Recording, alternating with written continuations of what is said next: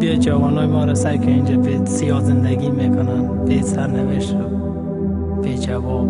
بریم کجا هستن؟ هر روز که از خواب بیدار میشم میدانی نمیخوام چشمامو باز کنم. هر روز بیدار شم که یارو صدا کنم. اگه ناامنی نبود در وطن چرا آواره شم؟ تو خوب یک گپ بزن بگم 4 سال عمرم رفته به باد. غمی دوری از خانه نبود یک روز شاد. چشمای من باز نشد دوباره کمپ میبین.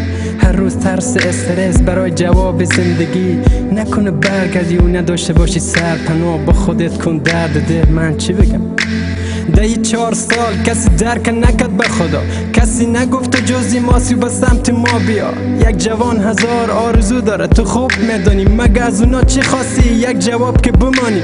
یک جای امنی باشه که دردها تو کمکش کنی. ده آسایش شب گپاتو یک کتاب کنی. مثل مردم دیگه بدانی که حق چیه. معنی واجر احساس کنی که ها میام. اما نامید نمیشم چون خدا یار منه. مشکلات تمام میشن. این صبر برام یه مرهمه. صبر برام یه مرهمه. Soms ga ik naar buiten of zit ik op mijn kamer. Ik kan hier niks, het wordt alleen maar harder. Mijn hoofd zit vol met belangrijke vragen. Ik krijg geen antwoord, maar je hoort me niet klagen. Kom uit Afghanistan, gevoelig voor mijn veiligheid. Nu ben ik hier in Nederland nog altijd zonder zekerheid. Mag niet naar school en ik mag niet hier werken. Zoveel tegenslagen, die maken me sterker. Ik kan rappen, doe dagelijks aan dansen.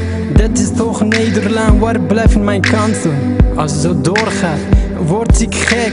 Ik wil het goed doen, wie geeft me reden? Dat is B-rap en ik wil een goed leven.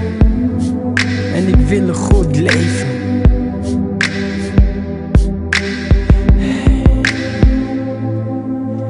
از این بازی روزگار چه ها بگم. حتی کو میپاش از این غصه و غم. اما زندگی داره هر روز میگذره. خودش عمرها رو هر جا میخواد میبره. مثل ما روزگار میپچه به دستات. مثل زندگی یک زخم در چشمان. بعد خواندم اگه کسی دلش شکسته هست خدایا با آرزوهاش برس که خسته هست.